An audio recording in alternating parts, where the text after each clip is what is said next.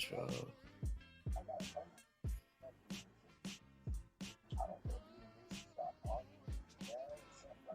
What's good? What's good? We back live from Fayettenam, hip hop news and culture.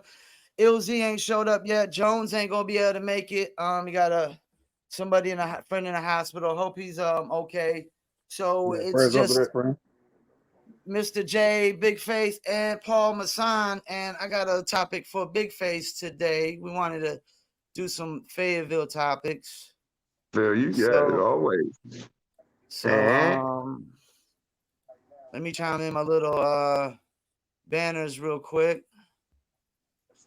All right, so my question for today was gonna be, who is your favorite Fayetteville rapper not named J. Cole or Murray? And I actually want to start because I'm gonna be short and quick with it.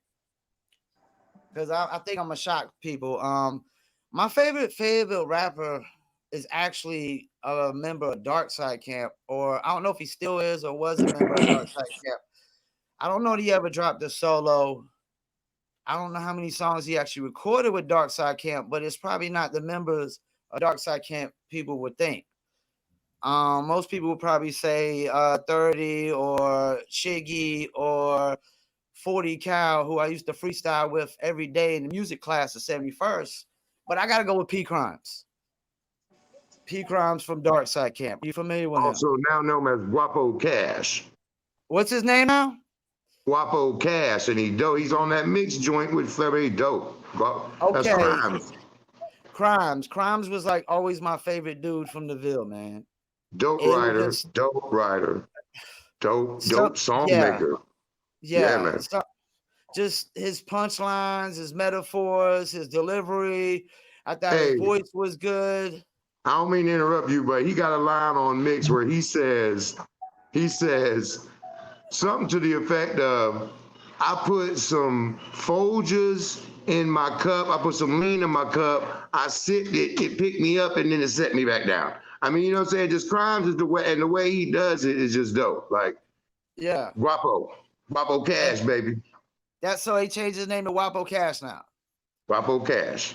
Okay, and is he on Facebook or Instagram or YouTube anywhere? Not really, but you can find him on Spotify, and he's on the the Get Richer on the Be Good to Be Good At It album, the last album from 30, on that mix song. He's dope on there, and that's one of his beats too. So he produces. I mean, but no, he's under Guapo Cash. You can find a lot of songs on him on Spotify and whatnot. Yeah, like I had unreleased songs with him. It was a song with me, 30, P Crimes, my man Venom, and Ramel. And P Crimes was just, every song he was just always came correct. The lyrics were dope, the delivery was dope, voice was dope. You know, but I know he had that accident one time because he was in the back of a van or something, and somebody hit the van, and I got hit by a car, so I know how that is and whatnot. But yeah, P Crimes was my favorite rapper. Not necessarily like, here we go. We got LZ. Not necessarily who I always thought was like top dog or putting in the most work or whatnot, but he was my favorite rapper. Ilzy's here. We're doing who's your favorite rapper, not named J. Cole or Murray. Oh, and also not name yourself. From the Ville, yeah. From the Ville. Name yourself. Favorite so I'm going with Paul Masson. I'm going with Paul Masson. Yo. So Paul Masson was just telling us that his was Crimes from Dark Side Camp, known as Guapo Cash now, also known as. Yo. Crimes. My man Carolina Slim, man. Like last time that's a dope dude. I got up with him, man. He spit some shit for me. I was dumbfounded. I was like, oh wow. This nigga Carolina Cool Slim is dope, super dope. Yeah, so that's my favorite right now. They rotate, you know what I'm saying? Like I have different favorites, but what I listened to recently, I did a mixtape with him. Actually, I hosted his mixtape, Bars for Breakfast, and the shit was dope. Oh yeah, I remember that. He's got a lot of good shit out. So yeah, Carolina Slim, get my vote. Yeah. That's. So Jay, what you think? What you say, Mister? What you say? Man, it's hard to pick just one. And I probably would go with a lot of older cats. I was definitely like Fran D. I definitely liked well, group wise, I definitely liked Character Assassins. I used to have their characters and egos. Single. Um, and you know, somebody honorable mention out of my camp, Fifth Letter. He had a joint called the Anthem. This, you know, just a dope spitter. Um, like he said, Carolina Slim. I definitely checked out that Beats for We had Breakfast joint. five. We had That's five. crazy, Five. crazy. Yeah. He come with it. He definitely come with it. And there's a lot of talent in the Ville, man. There's a lot of MCs, man. They come and go, but as far as like the new generation, you heard of JT the Prophet? JT the Prophet, check him out. JTEE the Prophet. Matter of fact, I wish I had a link. I could post a link up there, but the raw video is dope. He's actually my homeboy's son.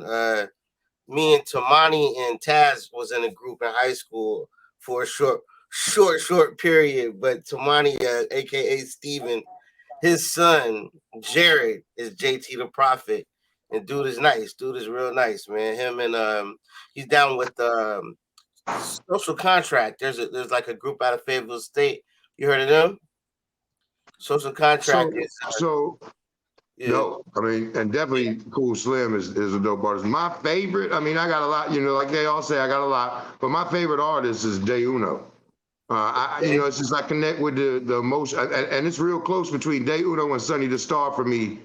And the catalogs, they both have large catalogs with lots of music, several albums, dope. And Day Uno, man, he emotional. You can attach the emotion to the records. Man, and he got several styles. I mean, the kid is dope. Yeah. Super dope, man. Yeah, how can we not mention Black Watch though? What the fuck? Like, well, Black Watch is dope, but the question was, who's our favorite rapper? Now, I mean, we could say I got a Hall of Fame, and he's definitely there, and you know what I'm saying? Man, Seth Lessons, but who I listen to? But somebody I get in the car every day and listen to every day, or listen to several times a week. From the Ville, which I listen to a lot of Ville music because in the new, you know, the new and the old. And shout out to Bomb Shelter right here. You know what I'm saying? Shout out to Bomb Shelter for real. So, but Day Uno, man, he got some poignant records. Like for my pops, man, the whole Numero Uno album, Fuck Being Humble, the NBA mixtape album he put on NBA 2K. He's got a record on there called Swish. That's dope. I mean, it's just. And he's from the Ville, straight Ville guy all the way. Has a shop on Cumberland Road, makes unhumble clothing. The brand, the shop's called Cultures. I mean, it's dope. Day Uno. I definitely got to peep more. I don't know. I'm not familiar. Some awesome music, though. I'm not familiar with him either. Check out that whole Numero Uno album, the Numero Uno. That shit is crazy good, dude. Hey, Paul, you need to set it up where we can post the links to these, like in the videos, so they are like, you know, their Instagram tag, so people can follow them and shit.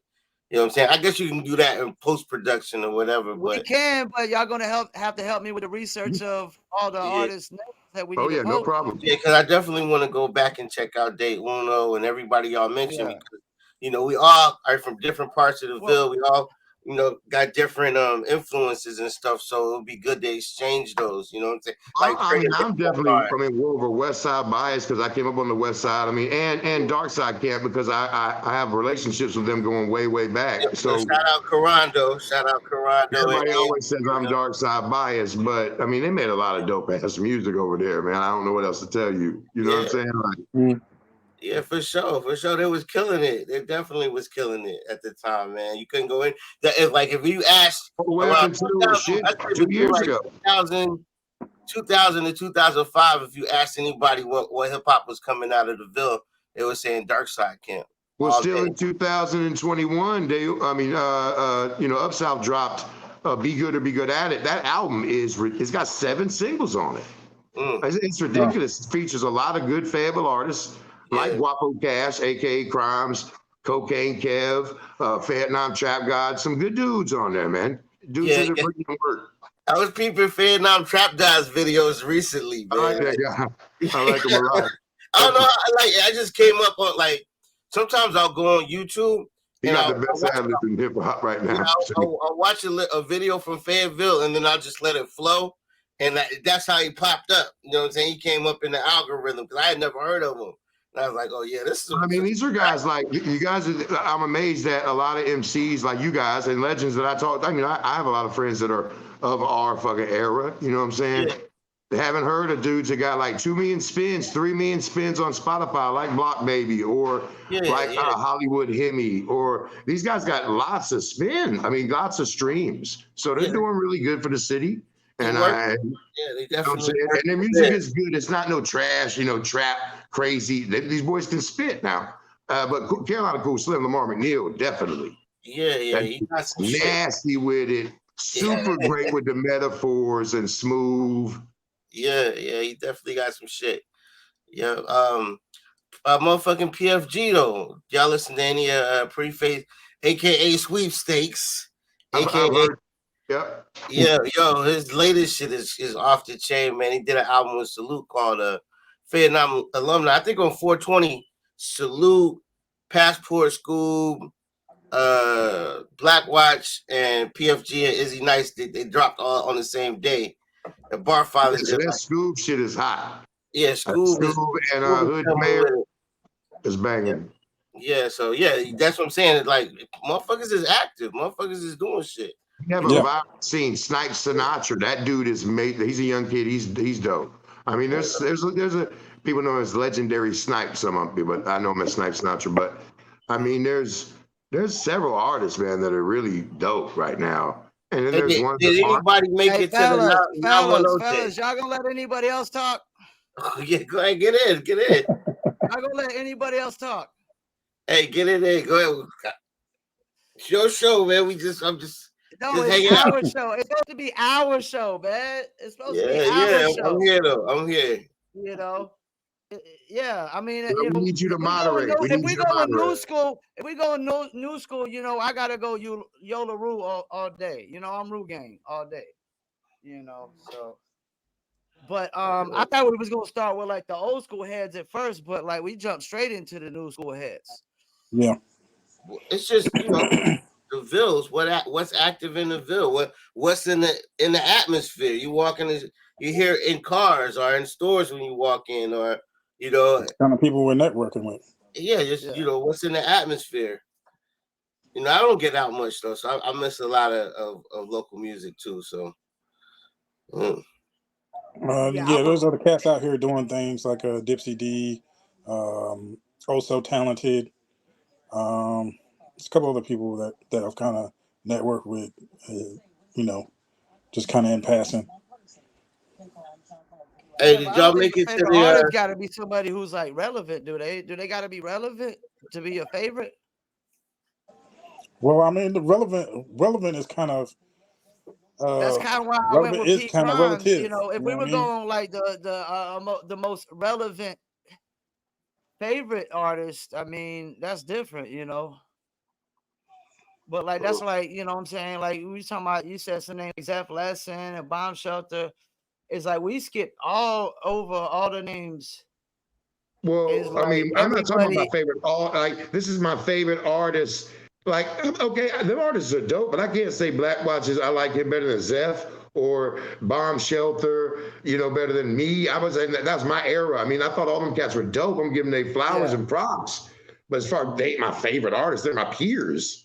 Yeah. You know what I'm saying? Like you, P. I mean, I listen to your music too. You know what I'm saying? So, but I mean, I'm talking about these kids though. I really am one of these of the ilk of, I love hip hop and hip hop's history is great. And we need it needs to be put down on wax because it's never been done that. And that's why I'm glad people like Jay are doing that because it's never been done. But at the same time, we have a vibrant youth. Yeah, and I'm not talking about, I mean, shit, Uno's in his 30s. He's been active for over a decade. It's not like he just popped up. We call them new kids. These dudes been doing music for 10, 15 years here. Yeah. Respect it. Sonny's been doing it a hot minute and he's dope too. Yeah, Sonny the Star. Am I the only one That's heard I of know Sonny? Sonny from the BTS No, days. I've heard of We did Sonny. a show with him out of town in like it was like in Greenville, whatnot. Like we Yeah, but I mean, literally had an you know, incident stuff at the in the club last couple pop of off years. with, cousin of Sonny. We had an incident pop off at the club, cousin of Sonny, What Like, happened? What was the story? basically we was in Greenville, right? And we were supposed to be performing at this Coliseum. And I don't know if you remember Wise Entertainment, Yeah, PK and them. So they were out there, PK, Wise Entertainment. And me and BTS, we kind of went half on our performances. So we was gonna split our performance. The show didn't go on. So we go to this club in Greenville. And I think that's East Carolina area, if I'm not mistaken. yeah. ECU. When we pull up to the club, I was already a little nervous because when we pull up the club, they were searching cars. Like they were searching like underneath the seats of cars, the trunks of cars, and making sure nobody had guns and whatnot. We go in there,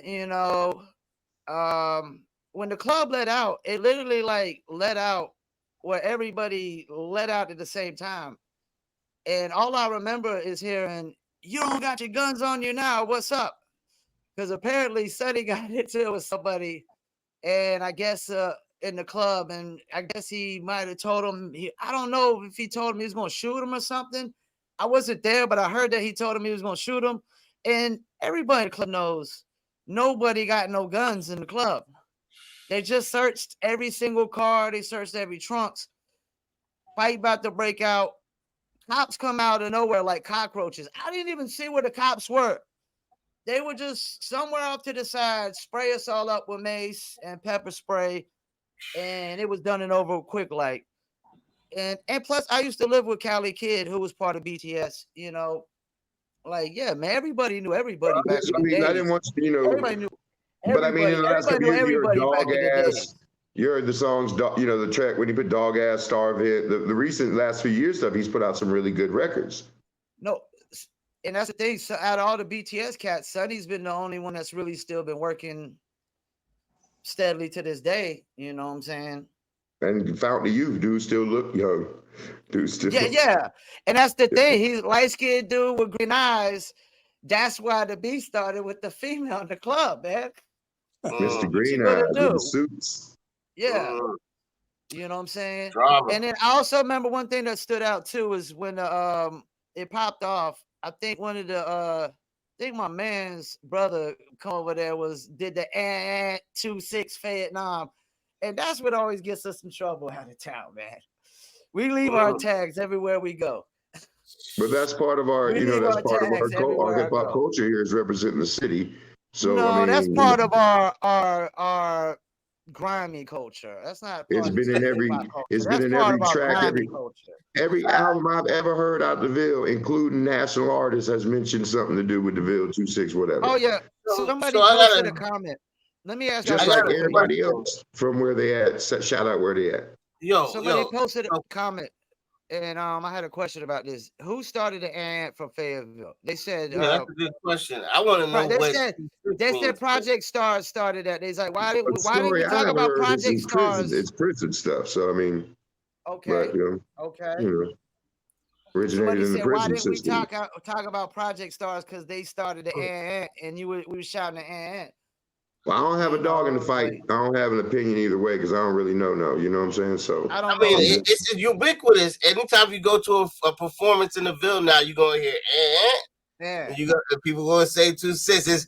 The legend has outlived the origin. So that is correct. That is correct. And I want to say this now, y'all. On a side note, when Spin the Block debuted, we did it at Cameo Theater. It was packed with our African American community from the city, hip hop culture from the city. It was sold out for Barry. And right before the film started, shout out Barry. Right before the film started, guys, when it was quiet and the lights dimmed and the film was coming on and you seen the drone shot of Fayetteville, I said, and I was in the very back, I said, and the entire 125 people at one time did it. And it was like, bring a tear to your eye, though. It was dope. And everybody was like, that was dope. Yeah, we definitely got our own shit with that. That's definitely and he was right in front of me. He was like, that was dope. Yeah, that's a Fayetteville thing, man. Like whenever you do a show here you gonna hear that. Whenever so it's ubiquitous, man. It's in the air. You don't even have to know what the origin is, but to feel it. You know what I'm saying? To see that it's a unity call. You know what I'm saying? It's like it brings everybody under the same umbrella. Who here from my city? You know, who here from here? Yeah, yeah. So if you anywhere else, if you in Raleigh, if you in Charlotte, and you say and You're two gonna get a people couple in back. the audience go then You're that's gonna your people right there. You know what I'm That's the saying? black hat. That's the black Yeah, hat. You got to yeah, throw up the hat. that's the bat signal. That's the calling card. You know what I'm saying? So that's what it is. That's what it is. I mean, I don't know gang shit, but you know, that's I'm repping my city. I'm repping where I'm from. I'm repping my history and my But culture. gentlemen and Paulie, real talk. I want y'all's opinion on this. Well, how do you feel about the music scene right now in the Ville? Like what's coming out between, and I know Jay, you more on the historian side, you know what I'm saying? But how do you guys feel about it? I love it. I love it, man. I love seeing the independent artists getting out and DIY and doing it themselves and grinding it out, regardless if they got 2 people at the show or 100 people at the show. I love seeing people express themselves. That's what they're doing. Like there is no outlet here. There's no like performance stage for people to go to. All right. Yeah, So not on a regular basis, really. Yeah. they create their own. And that's the best thing is you creating your own, making it happen for yourself. Like Field of Dreams, if you build it, they will come. And that's what they're doing. I love to see that. I love to see all the artists out here, and there's, I think with the younger artists, sometimes there's competition and it can be friction. Sometimes it can be static. But from us looking as mentors or looking from an older perspective, it's like, it's good to see that. It's good to see that people are still, expressing themselves and finding ways to get that music out there, and be successful with it. So successful is about your perception too. It's like, success to them is making a lot of money. Nah, not really, but reaching people, getting my message heard, maybe changing your mind, changing how you think about us. I think about, the Ville. If I reach people, like you said, there's a lot of people out here with like 2 million, 3 million streams here in the Ville. So they're reaching the masses. They're reaching a lot of people. That's powerful. That's powerful. So I love it. I think the Ville scene is more vibrant than ever. And I think it's just going to grow as the city grows, as the population grows. And we're here at the ground floor. You know what I'm saying? We the founders. We the ones that, you know, yeah, that's it. We the ones that trail, blaze the path for them to walk. You know what I mean? We walk so they can run, that kind of thing. So I love it. I What love you it. think, Mr. J? It's definitely, it's definitely more vibrant. It's definitely, more networking going on. I definitely love to see it. I love to see people kind of work together. And like you said, yeah, there's some kind of, I guess friction from time to time, but it's really kind of based off of, you know, the double-edged sword of social media. You get the reach out there, but you also kind of depending on them to look at these lists. And that's the only thing that bothers me. Like, if you're doing it for the love, don't do it for the list. You know what I'm saying? You're not going to be everybody's favorite. I know I'm not everybody's favorite. You know what I'm saying? There's certain people who love what I do. There's some people who could care less. Yeah, yo, So it's gonna be you gotta be haters. able to do what you do and do it for love and not worry about all that. And network with everybody, even if they don't have the same sound or same movement as you. That's what's up. We got the righteous over there. Can I throw Always, on my music always. promo hat? Can I throw on my music promo hat? Well, So no, what you, up? Like, no, but what you can do, P, is give me your opinion of Fayetteville's music scene. this is what I'll say. I think it's better because they're benefiting from the technology we didn't have when we were coming up. 100%. But they're not taking an advantage of what they have access to, I think, as much as we were. And the reason I say that is because as a music promo guy, I get all the MP3 blasts from all the companies. I see all the record pool releases of new music. I see a lot of things going on, like, and I never see anybody from Fayetteville's music ever hit my inbox. What? Yeah. From like Well, the I record mean, pool. the other part of Like that I got is like though, this is the thing. This is the thing. I'm a guy I who actually people do get quite a bit. I have a, by the way, dope indie. Go ahead, Paul. Sorry. this Go is the ahead. thing. I'm a guy who people sell my email address so people can spam me to get on my playlists. And I get spammed every single day, man, from artists all over the world, but I never get nothing from nobody from Fayetteville. And that's the thing. And people from Fayetteville know directly that what I do. And Well, it's here's what like, you have to understand, man. it's not even about spending money with just me. It's just I never see these cats really spending money with Well, it's anybody, like man. this though. How about like, yeah, okay. They have a path that doesn't include Fayetteville. I'm gonna tell you that a lot of them do, as far as what they're feeling like music wise, because, but money wise, not music wise, because of course the Yeah. music are made in Fayetteville by Fayetteville. But I feel like we blazed the path though. We didn't have a path. Like we didn't know how to get on radio because they didn't play local shit on radio, so we got on radio. You know what I'm saying? Yeah. We didn't know how to get mixtapes because they didn't make mixtapes. Local motherfuckers, we made them. So we had to beat the path down. They have several paths they can take, and you know the J. Cole path was to leave Fayetteville. You know, go blow up 5 years later somewhere else. So I mean, it ain't like, you know, I expect But you cats can to be leave paid. Fayetteville without leaving Fayetteville nowadays. Nowadays, you can leave Fayetteville without leaving Fayetteville That's because of true. the internet. That's true. You know, That's true. and I don't even see But them that's taking why I'm advantage saying of I don't that think enough. that they really, yeah. I mean, I don't know. Maybe it's about networks, and you know, you cats name artists all the time that I haven't heard yet. I'll be writing them down or taking a mental note because I'm gonna check them out. But that's a network thing. Like Yeah. I've only not heard them because I ain't never got an email with their music, never saw them on Facebook with the music, and now I heard them, I will. And when if I like them, of course, next that's what it's. But Paul, you could be just one dude removed from cats getting emails from, because I do get like emails from new artists or artist releases on Dope Indie Gmail that I set up a couple years ago when I was doing internet radio. Yeah, I mean, the main way is you got to go to these shows, man. Support them. Yeah, man. So who went to the now? Anybody go to the 910 show last weekend? I missed it. I wanted to go. I heard it was Didn't off the even know chain. about it. I didn't go, but it was anybody here in that show? Nobody. Did you go? I Well, I didn't even couldn't know go about it. because I was doing a table read for the next Barry Williams movie, plug the movie. You know what I'm saying? It's called what was it called? This was I'll think about it in a second, but we've been reading. I had a Not to be table played read. with. Yeah, not to be played with. Look at you. Sorry about that. You're not to be played with. Absolutely. And I wanted to go. I told Uno, I was talking to Uno, and I said, I'm on my way. And then I looked at the clock and said, I can't fucking go. Yeah. I got a table read. So yeah, I hate I missed it. I generally try.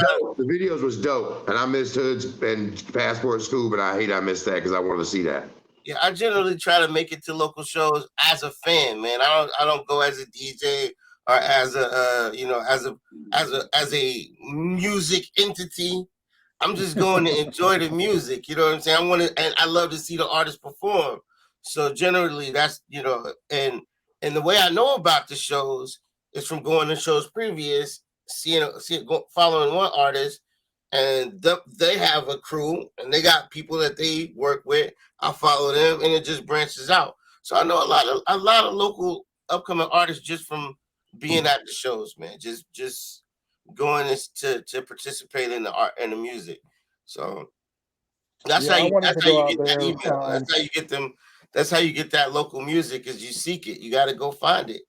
You know. That's the only way you're gonna find it. You know? But I found this. If you go on YouTube and just search Fayetteville, you'll find mad MCs and good shit, older shit, like good shit. You know. It's right there. When I was researching for my radio show, I found a lot there, and then I would just branch from finding that to other things.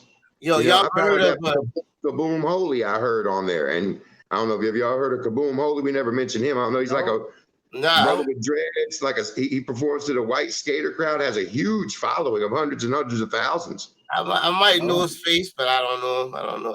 He But does. He's a y'all, stick up boy. you ever heard of Stick Rotation up Love? kid, right? Y'all Still heard of kid. the group Rotation Love? It was I think they broke up, but it was Joey Vio, Redden, Yabs. I think they was from either like the Cape Fear or Southview region, but niggas was nice. The kids was nice. hey, Like, how yeah, about this? Y'all gonna remember all these names to tag them in Facebook? yeah, I got him on my shit. I mean, yeah. Since y'all brought it up, yeah. That's how it works. a lot That's of how it names. works. Yeah, for sure. There's a lot of MCs in Fayetteville, though. There's always rappers or artists that want to express themselves in an artistic level. The other thing too, man, I know we on hip hop, but music is music, and there's a lot of live music in Fayetteville. Like, Yeah. you know what I'm saying? There's, like, Louis is dope. I like to go to Louis every now and then, check out the band out there. Fucking Marley's got a live band every Friday and Saturday night, and they band is jamming. So, like, from the band, people that's, you know, you're gonna meet people that's in the producers or people that's in the music creation. So, Well, man, I fuck with it locally is Lotus Sun. I don't know if y'all ever heard of them. It's a black rock band. They dope as hell. I mean, Lotus Sun. my nephew's been, but he's not Fayetteville, they out of Seattle, but they the shit. They the shit down north. Check them out. They've been doing it for almost 20 years now, but it's like a rock band. Patty's a lot. Patty's, yeah. Yeah, Patty's. You know what I'm saying? So it's shit to do. That's what I'm saying. There's shit to get involved with out here. There's shit to do. You know. I always hear people shitting on Fayetteville like it ain't Fayetteville is this, Fayetteville is whack or whatever. And I'll be like, y'all just don't know. It's shit to do. Everything out. Paulie, what you do? Next, Paulie, moderate us, Paulie. You gotta rein us in, brother. All animals. Yeah. It's hard to moderate y'all cats, man. You gotta just step in, bro. You gotta step easy, in, man. What were you about to say, though, Mr. J? Mr. J, what was you about to say? Yeah, before we get to that, I was saying I was going to try to. You were saying what? I'll be right back. My phone, man. I was going to go ahead and go to the 910 thing. I actually was going to try to. I heard about it months ago, and was going to try to see if I could perform out there. But I actually ended up going to the LL concert. That got booked that day. Because it was supposed to go. Actually, supposed to be on the. I think it was supposed to be on June, and then it got rescheduled for that day. So I wasn't able to try to do the 910. Yo, how was the LL concert? It was amazing. It was amazing. I mean, the whole setup with the Roots was dope. I was definitely glad to see the Roots in live. That was my first time seeing them live. It was interesting seeing De La Soul, live. Yeah, without True Boy. So how did they do that? Yeah, how did they do all True Boy's verses? Well, he kind of did, parts of his verse, parts of the songs with just his verse with Dove, and of course, Black Thought was out there, so he did some of the True Boy's parts. You know what I'm saying? So I had seen them, years ago with True Boy in Cat's Cradle. So it was interesting seeing them again without that. That's one of my lifelong regrets is missing De La Soul live. I seen them. They had came to Raleigh a couple years ago. I was gonna go. I didn't go. Now I'm never gonna be able to see them live, man. You know what I'm saying? I'm never ever gonna be able to see Tribe Called Quest live or Run DMC. Yeah. I got to see Run DMC live though. I did see Run DMC live here in the Ville. They came with the Alcoholics and Jay-Z back in like 94, 95. But yeah. Wow. Yeah, live shows, man. I love them. Well, let's take it back into history in a little bit. Like back in the days when cats used to perform all the time, we was doing all these open mics. Who do you think really stood out to you amongst like all these other rappers? Was there anybody that stood out? Man, I'm gonna be biased. I love my man. You can be biased. You can be biased. Yeah, go ahead. I love my man Doc Verse. You know what I'm saying? Like that was my partner in rhyme and shit. So I've only seen a couple of his performances that were like, he gave it his all. You know what I'm saying? He went out there on stage and like really tried to kill it. So but as far as like there's so many, man. It's so many people. And it didn't even have to be Yeah. performance. It could have just have been like his presence or something. Because I'm gonna go with a presence. What about you, Mr. J? Anybody that stood out? Like you always thought, like, damn, this cat just looked like he's bigger or better than everybody. I don't know. It's hard to say. It's hard to say. Because I got one. He used to come to Fayetteville all the time. He's not even really from Fayetteville, but he always came to Fayetteville. And I used to be like, damn, this dude just looked bigger than everybody. And that was that cat Glock Styles. Oh, he was from Glock Town. I remember Glock Styles. Yeah, I remember he would him. come in with like more women than anybody.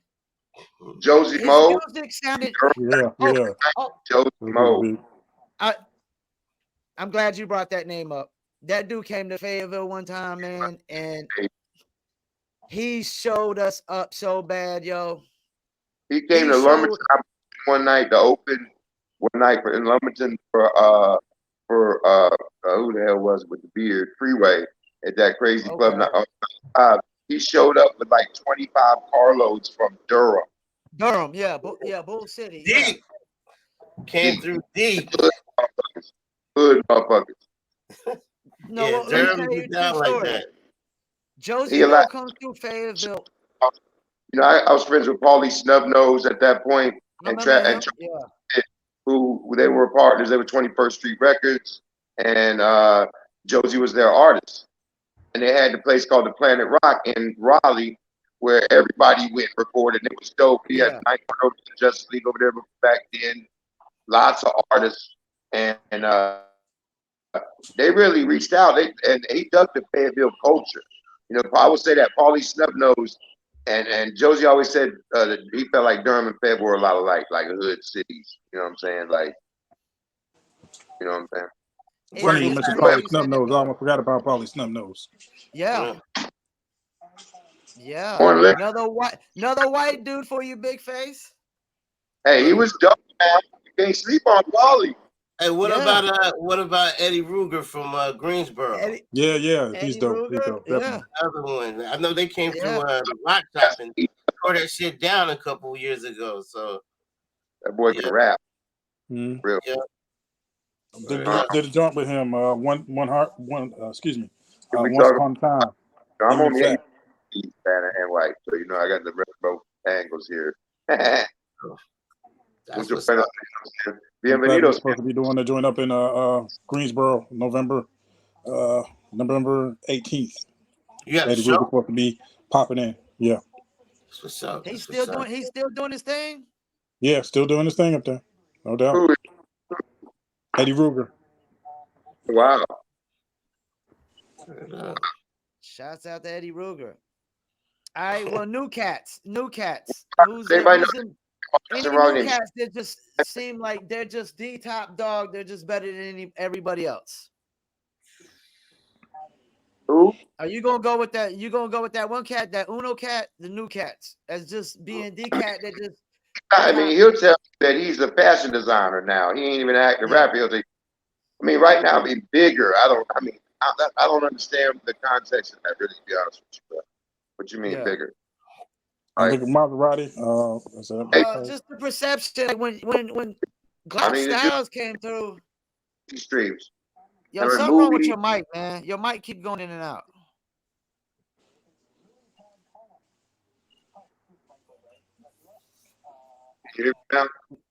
Yeah. Just like sometimes cats would come through and not be better, but would look bigger. I mean, Bobby Moolah is the hottest artist for me right now in the city as far as right now heat. He's in soundtracks. He's starring in movies. He got albums out. He's getting a lot of streams. You look hundreds of thousands of streams, and TikTok following, and he has a lot of content, a lot of songs. Yeah, he's doing his thing right now. I think him, Yellow Rue, Maserati Santana. Santana, I mean, released a little music, but he's building that brand of On the Rise with the several different podcasts, the main one, the uncensored, a few different ones. Is that cat from here? I believe he's based here, so I don't know if Okay. he came up through the schools or anything. I don't know particularly about that, but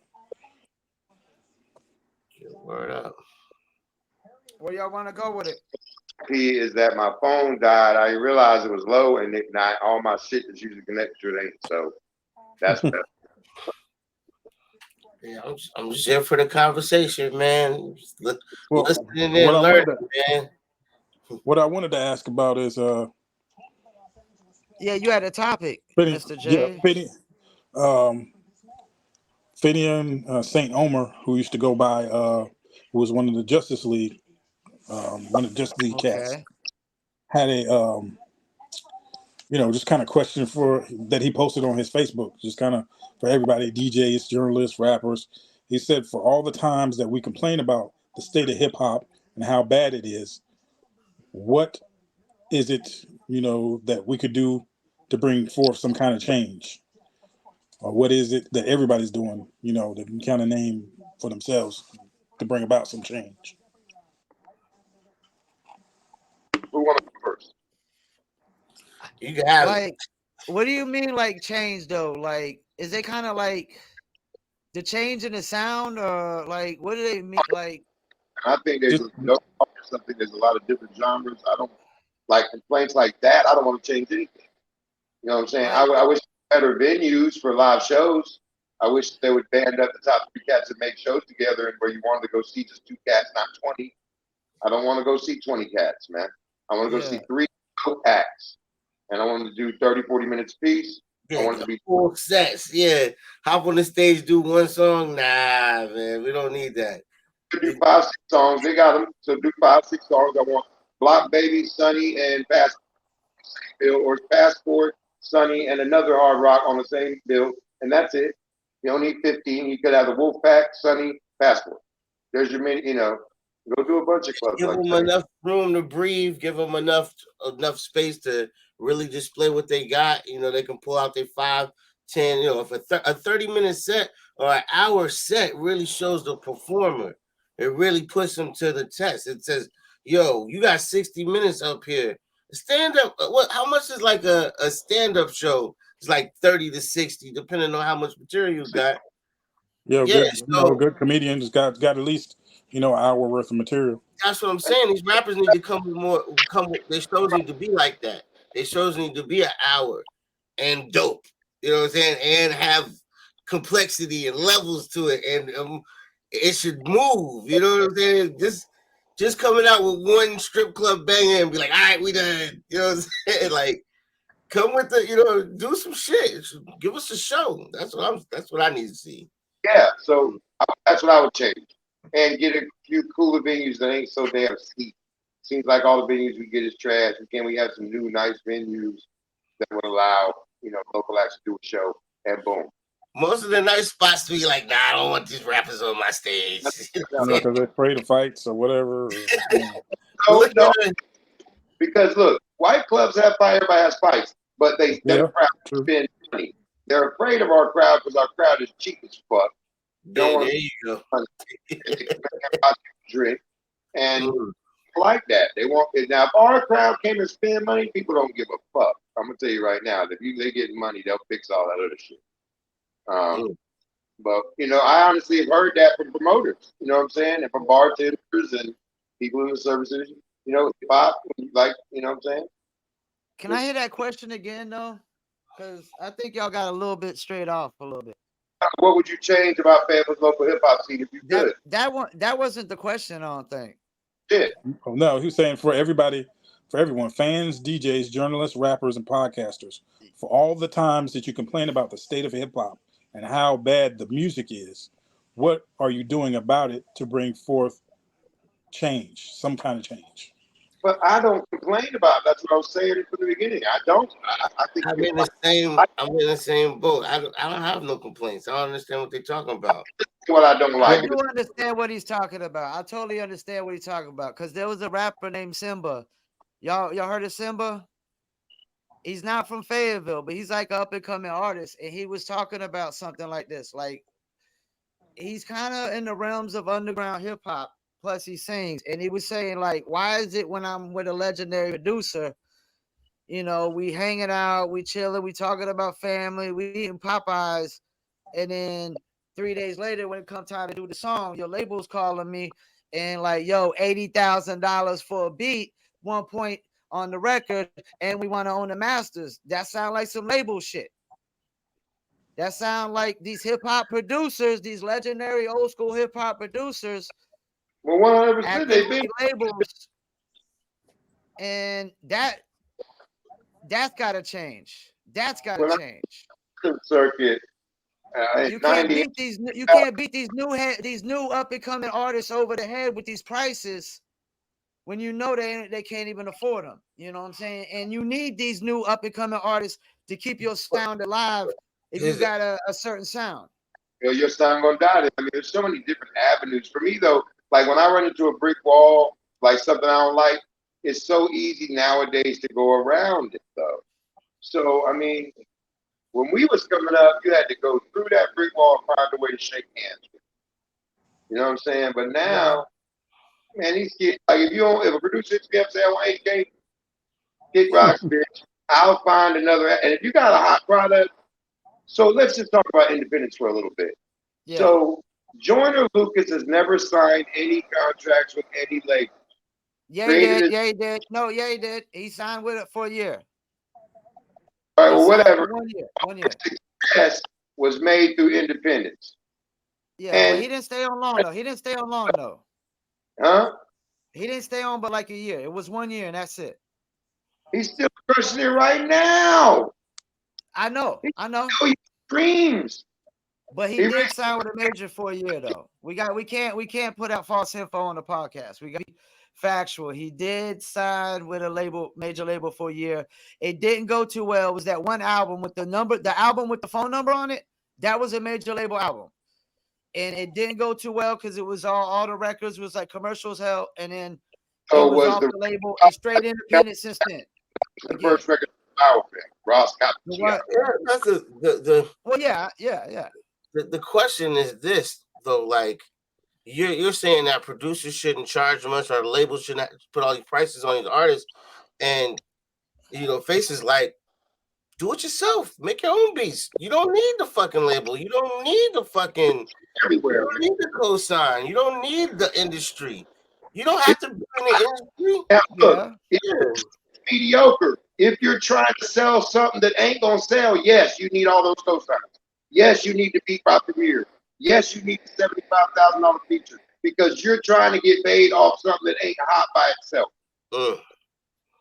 And if that's the case, you fucking start wrong anyway. Start in the hole. But I never made a record that I felt was hot like that. Like this, I love making music for different reasons or whatever. I still love to write, but I think as a musician, I never made that record. If you made that record, like if you know this is hot, million motherfuckers don't like it. Which I've heard plenty of favorite artists, they have that record in their possession. But that's the thing. When you have that record and you don't know the value of that record, it's like, yo, I got this record. All the coaches swoop in and be like, yo, I'll give you 20 G's for it. I give you 50 for it right now. And motherfuckers be like, yeah, sure, I'll take it. I never seen this kind of money in my life. And then the record go on and sell like 20, 30 mil. And they be like, what the fuck? Yeah. Oh shit. So like, yeah, you gotta be confident in your abilities, and not only confident in your abilities, but know your worth, know what you got, and and there's nothing wrong with working with people. There's nothing wrong with working with people, but like I was watching a Sauce Walker interview, and he was talking about his ownership and all the albums that he's put out in years, and how he does his label. His 50-50 with all of the artists that he signs. He gives them half of whatever they make. And, he gives them their sales, their streams report every month, their taxes, all of that. You know what I'm saying? He's completely transparent with his artists, and his artists help him. They, you know what I'm saying? Because they feel like they're all on the same team. They feel like he's not, it feels like they are actually benefiting. It's not lopsided. You know what I'm saying? It's not like, oh, I'm giving you the opportunity to make it seem like I'm doing you a favor, when really I am preying off of you. I'm predatoring you. You know what I'm saying? Like, so that's independent label though, right? I believe so. Yeah. Okay, and the thing is the problem is every artist is just trying to get a major deal, man. It's like they don't really want to go the independent route because there's work in the independent route. It's working anything that's good. It's We got it saying in the music promo business, don't watch us work. Like, if I'm getting your song played on radio in Greensboro and you still in Fayetteville, what are you doing? You watching us work. Don't watch us work. Get your ass to Greensboro and promo while you out there. Go to the radio station, let them know, yo, you playing my joint. Let me get the interview. After the interview, go try to find who's the show promoter. Yo, they playing my joints many times. We just did an interview. What's up with the show? But it's too much watching people work, man. I see it all day long, man. Every day, man. As a music promoter, it's like people pay you for promo and they sit back and they just watch you work, man, from afar with binoculars. I'm telling you, it's like from afar with binoculars. They're not even. Well, because they don't have a book, and they need to be able to kind of. You're right. Really kind of to this. Put their stuff together and understand how this business works. If you're gonna get your record played, you need to be getting booked or putting your own shows on. You need to be traveling. You need to be networking with other people. You need to be speaking to everybody you can speak to as soon as that radio hits that area. And none of the people, they just want to put a song out. Oh, if I put a song out, I'm gonna get rich. No, that's not how it works. That's not how any of this works. I'm from the school that the product got to be dope. No one's gonna give you $1 million if you ain't busting your goddamn ass working. If this ain't the lottery, this is music business, and a lot of people feel like it's a lottery. Like $100 motherfuckers gonna want $100 out your ass. Same with $1 million. If you ain't, them boys working, they have 20 hours a day. They have 18 hours a day. Half the time traveling, half the time doing shit they don't want to do. Yeah, it looks fun as hell from the outside. The road sucks. So there's a lot of money on the road. That's where the money is when you make it in music business on the road. But yeah, sorry. Go ahead. I don't want to dominate. Go ahead, y'all. No, I'm listening. Speak on it. No one's going to give you. That's what I think the main thing is. When you talk about the money part aspect of hip hop or of cats that don't want to put no work in, as you say, Pete, while and watch you work, they don't understand the work that's involved.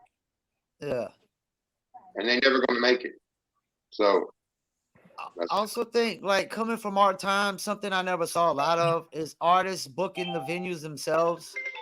We were always relying on the big Abes and everybody else of the world to book the venues. Well, that's the one thing I never did. I never allowed, waited on somebody else to book it for me. I put on my own shows, and I never understood, waiting for somebody else to do it when I can go ahead and do it myself. I just don't understand. It's kind of like, if you wait on something, it's like waiting on Jesus. I mean, I don't understand how you're going to figure it out. You got to be able to go out here and do it yourself, be able to know what's going on, know the people you're talking to, because if you're waiting on somebody else, they're the ones who are going to get the benefit from it. You're just going to get, maybe you get a couple minutes on stage, maybe you get this, that, or the other. Maybe shot the bounce. That's it. Would you say waiting on them is like waiting on who? Like waiting on Jesus. Jeebus. Yeah, man. It don't even gotta be one artist just booking the venue. I mean, it could be 2 or 3 artists, 4 artists putting in the money together and bringing their fan base in, together, because it's easier that way. Because you got more people trying to bring, 100, 200 people through the door at $10 a pop. Because you can rent a venue. You can get venues at $200-$300 back, especially back in the days. I mean, small venues. I mean, $200-$300 on a small night. You can just fill it in between 4 people, bringing in somebody. and move on to another one. I've seen an artist like that's been touring for like 10 years. It's called the Get Money Stop Hating tour. I mean, he does all these small little venues, but every single year he got them lined up and he headlines them, and artists are paying to open up for him. And so they're pretty much paying for the venue. Well, And, you can get some artists to pay for that, because some people don't want to do that. Back in the day, I used to try to get people, hey, let's go out here. All you got to do is sell 5 to 10 tickets.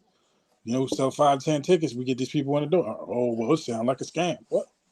Once again, I think that's an individual promotional problem, because when I've been involved in doing shows in Fayetteville with local artists, we've been able to put 100 people in there. So, I mean, I haven't seen that, but it takes the promotion. It takes inviting. It takes, spending 2 weeks on the internet. It ain't like when we did it. We pressing flyers. We going around the barbershops. We going to Paradise. We going trying to get on the radio to shout it out on the call lines that we're going to be doing the show. Now it's about, getting them invites, creating that event, in engaging with that public and saying, hey, you going? I mean, making sure you talk to 200 people so that 50 people come, But when we threw the memorial concerts 2 in a row in 1 week for 30, man, there was hundreds of people there through the internet, through a network of local people. And it can be done. I mean, I don't know.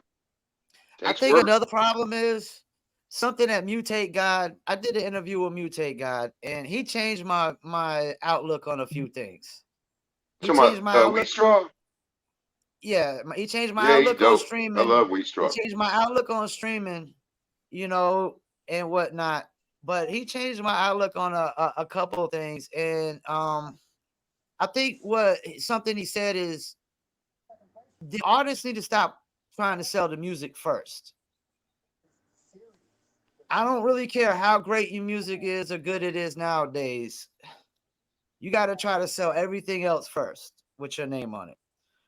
The t-shirt, the cereal box, the chips, and he even says something, he threw in toilet paper, and it really made me think even more like, what do I need even more than anybody's music? I need toilet paper more than I need the Mutate God toilet paper as a necessity more than I need just anybody's music, just necessity wise. You know what I'm saying? You got to sell the necessities first and then try to, oh yeah, I got that thing you might want to though. Because the music business has always been like a legal dope game. What did Jay-Z say? The rap game is nothing like the crack game. And he sampled that from Nas or whatnot. It's like a crack game, man. It's like a legal dope game. You're selling a product, man.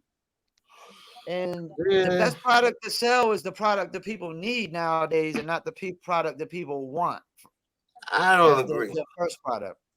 I don't agree at all. I don't agree at all. Because what's the motivating factor to buy all of those products? It's the music. If you didn't listen to the album, nobody's buying music. Nobody's buying music. If you're not a fan of the music, then why would you even want the logo on anything? People buy Wu-Tang t-shirts because they love the Wu-Tang album. That's the reason. That's the whole reason behind the merch is the connection to the music. You're not understanding the dope game. You're totally missing the dope game, man. I get what you're saying on commerce. Like, yes. No, you're missing the dope game. Music doesn't sell. Music doesn't sell like it does. It doesn't, because it's free. Right. The music has got to be quality for anybody to give a fuck. It has to be good music. If it ain't good music I can't tell. If it ain't good music first, then the rest of the shit ain't going to sell either. Nobody gives a fuck about the rest of the shit. They want to hear. Well, for the longevity piece, the music has to be quality. That's right. Absolutely. Who can't agree with that? If you ain't got the product, I don't know what the fuck you're trying to do. It's like out here trying to sell dope and you ain't got no dope. If you think about dope game, if the smack is not getting you high, you cannot resell it. If it's not, you got the empty pockets trying to sell crack. If you ain't got the dope shit, if your shit is stepped on, it will get around quick and nobody will buy the second batch. You're going from a biased view of just the crack and the dope hip hop that you like. So people they like this trap Guys, stuff, you're gonna excuse me because I'm having problems and with they my go crazy and over this everything trap else. stuff. Like this is can't hear shit, hardly hear. So phone is on You out. 20% has been. I've got it plugged in, but it just ain't going while it's doing all this. I ain't about to do shit. But yeah, shit gotta. The music is the main reason why we having this conversation. It's the main reason why we having this conversation is the music. Like I get that, but the music is free nowadays. You don't gotta buy it. It's not selling. So you gotta sell other products to really keep it going, man. Like you said, the music is not gonna last that long. So if they're not selling the bag of chips and the cereal, which could last longer, they're gonna be screwed. Nah. How does the bag of chips and cereal last longer? You just mentioned two consumable items. Chips, you open the bag, you eat the chips, you throw the bag away. Cereal, you open the box, you eat the cereal, you throw the box away. People don't need music, man. You listen to the music, you save it in your cloud, you go back and listen to it again and again. And 30 years later, you still like the Louis theory is the shit. You still like that. 30 years later, 40 years later, you still like, you know what? I like La Bamba by Los Lobos. This joint is actually kind of hot. That's what I'm saying. Yo, do you know how many songs are being released? Do you know how many songs are being released every day, Zester? It's a lot of it's a lot of disposable music. I get what you're saying. There is. 100,000 songs a day. Yeah, it's too much. It's too much to keep up with. But the great shit always comes to the surface. The great shit, and sometimes it takes longer for the great. A small portion right now. Because a small portion is good. Because only a small portion is actually quality shit. You know what I'm saying? Like, that's what I'm saying. You know what I mean? Like, it's the cream will rise to the crop, right? The cream will rise to the top, man. The good shit will eventually show itself. Motherfuckers didn't like Parliament Funkadelic when they first came out. It was like, what the fuck is this weird shit? You know what I'm saying? People were not fucking with it. 50 years later, they the vanguard. They are the best funk band that was ever, you know what I'm saying? But at the time, like in 72 or 73, it was like, man, what is this bullshit? A lot of critics was like, what is this bullshit? So, I mean, it's subjective, you know what I'm saying?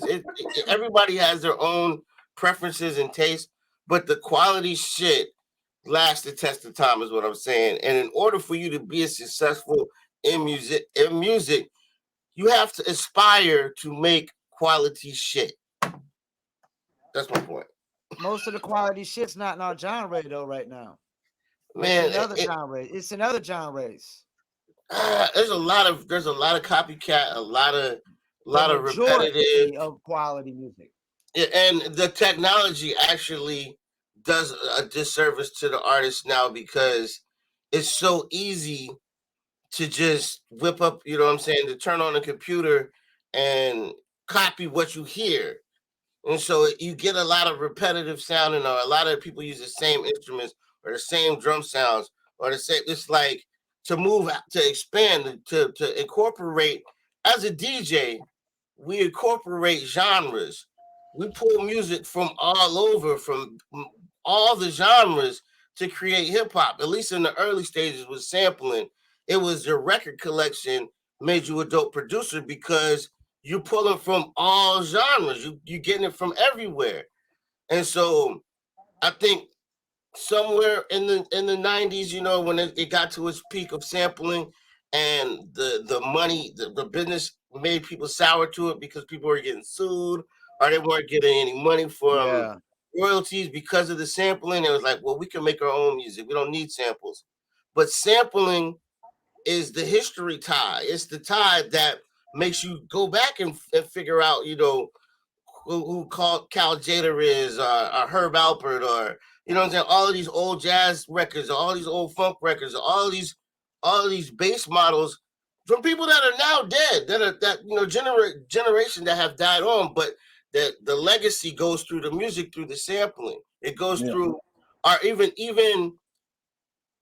taking styles and building off of them.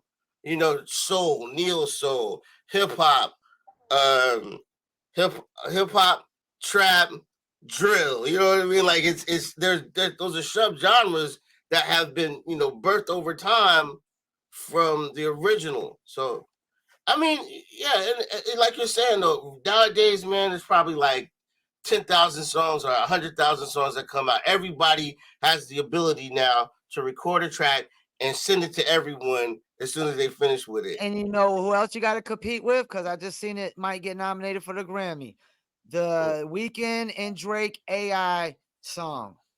What? Which was Yeah, actually that's crazy. and this is I what they're saw trying that. to say now. They're trying to say that they're trying to call this a new like artist because they say some guy wrote the lyrics, took the lyrics, put it into the chat GPT or whatever, had the AI sing the song with Drake's voice and Weeknd's voice.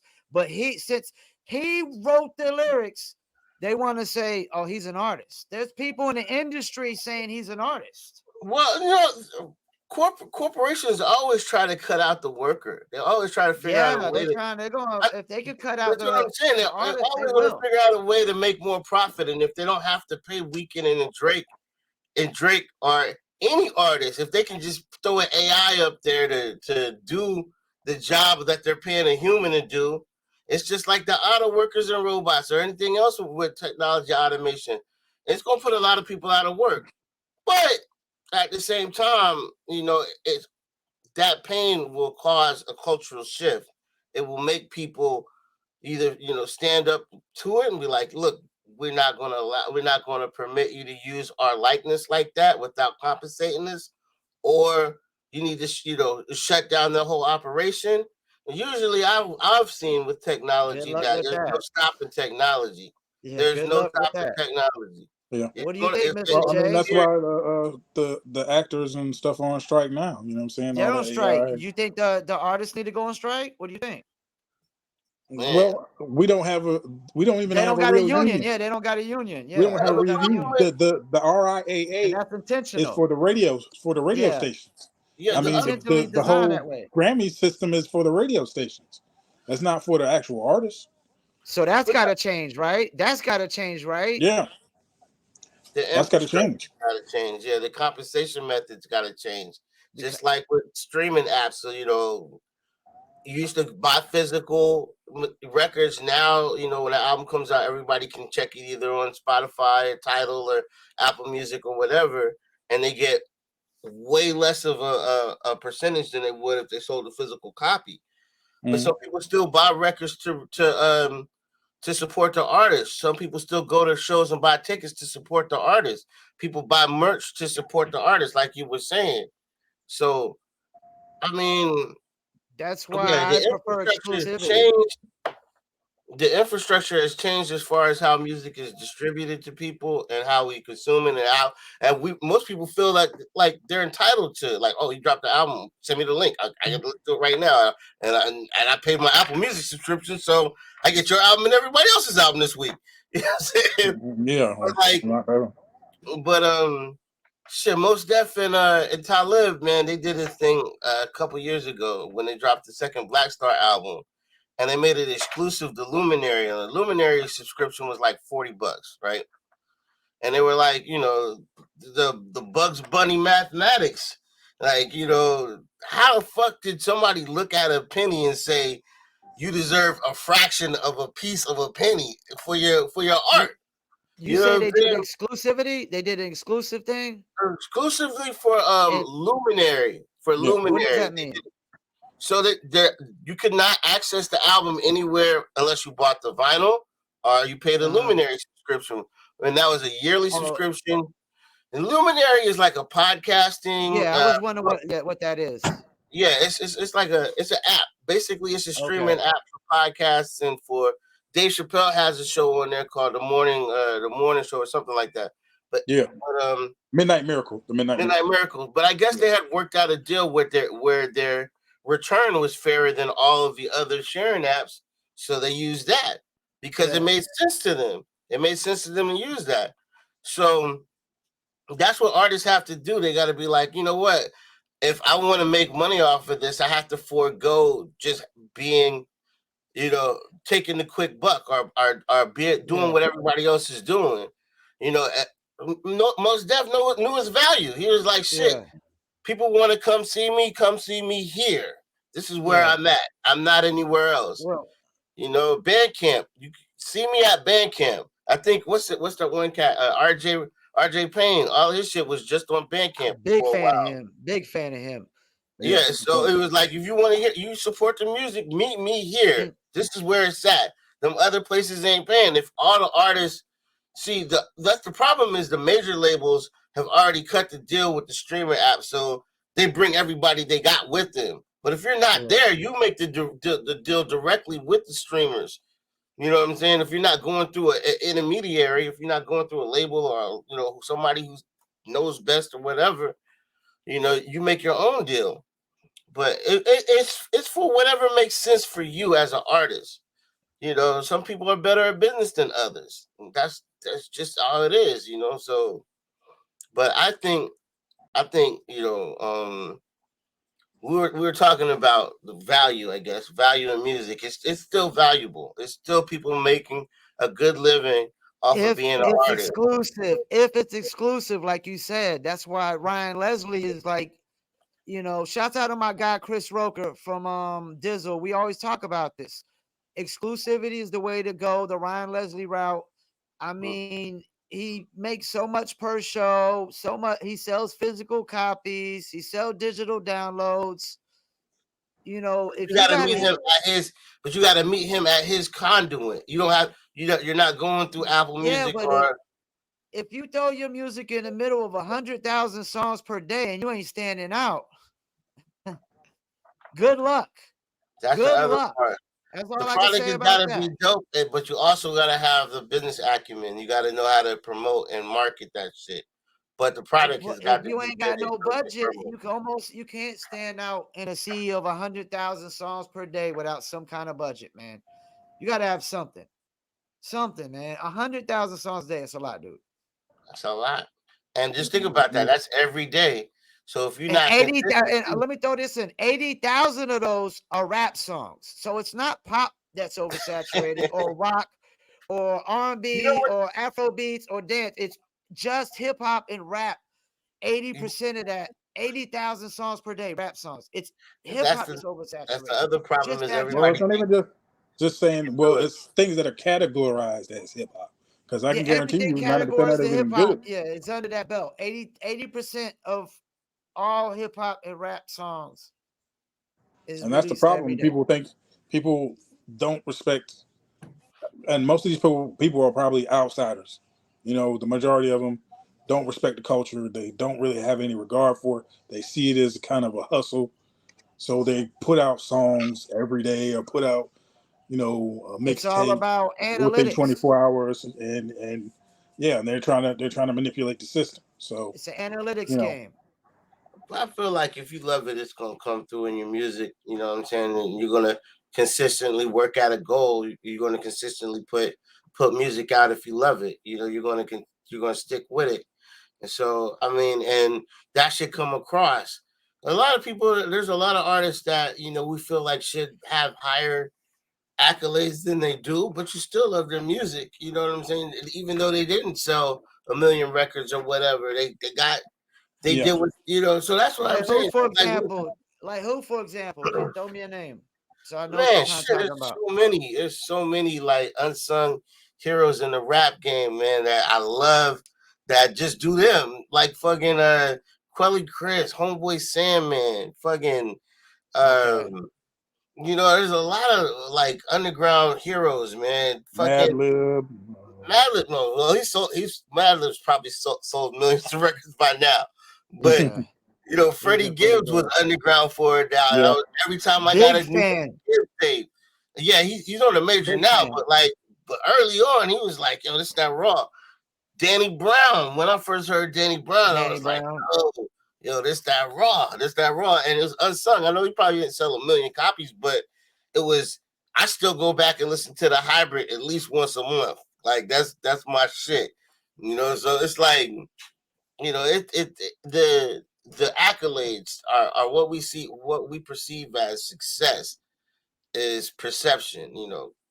Everybody can't be, everybody can't be Jay-Z. Everybody can't be the top dog in the game. But, if you're consistent with it and you love it and you're doing it because you love it and you just got this urge to express yourself and to make art, eventually it'll pay off. Trust that. It will. Eventually, even if it don't pay off in your lifetime. Look at Pop Smoke. Look at so many rappers die before they even blow these days. You know what I'm saying? So it's crazy, crazy. But I would argue though, not too many people nowadays. Because I think Mr. J would touch on something with that too. Like I don't think a lot of these cats love it nowadays. I think it's all about the money. It's solely about the money and the fame and the social media, attention, and that's really it. I don't think there's too many people that really love it like we love music, and not even just hip hop music. Because I'm a Nirvana cat. I could go for some good R&B. Whatever. It's funny you mentioned Nirvana, man. So I had this meeting the other day. And I met this kid. He had a Nirvana T-shirt on, and I was like, "Oh, so what's your favorite joint? What's your favorite Nirvana song?" I always ask whenever I see a kid wearing a band T-shirt. I'll be like, "Yo, you know what I'm saying? Tell me about him." And he's like, "I don't know. I just like the design on the shirt. I didn't even know it was a band." I was like, wow. You're gonna get a lot of that nowadays. You're gonna get a lot of that nowadays. I seen a video showing a bunch of kids where you ask them like the T-shirt they wearing, name a song, yeah.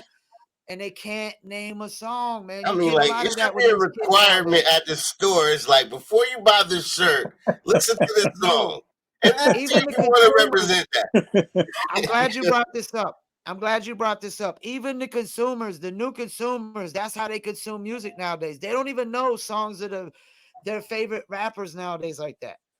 They don't. That's how it is with all the music. They're like, oh, I don't know. It's he's cool to me, or I like you said, I like the way the design looks, or I like the way his hair looks, or I like the way he did this. It's never really the music nowadays.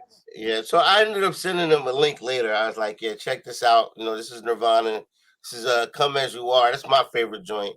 I mean, I like Smells Like Teen Spirit. Everybody says Smells Like Teen Spirit. That's the the easy hit. one. No, Yeah. Come As You Are is my favorite joint too. But yeah, I like Come As You Are. So I sent them the link and I was like, listen to that. Check out the album. You know what I'm saying? That way, next time somebody asks you about the T-shirt, at least you can say you've heard the music. You know what I'm saying? So that's our duty, man, is to educate these youngsters. Hey, it's about time for you to get ready for work, man. It is, man. Marley's Cafe and Lounge every Friday night, 9 to 2 a.m. Ladies' night, come out, have some drinks, listen to the band, listen to me spin. I'm going to be doing my Soul Train thing. I might slide some hip hop in, you know what I mean? Like, I'd be trying to sneak it in, but people be getting mad and shit, you know what I'm saying?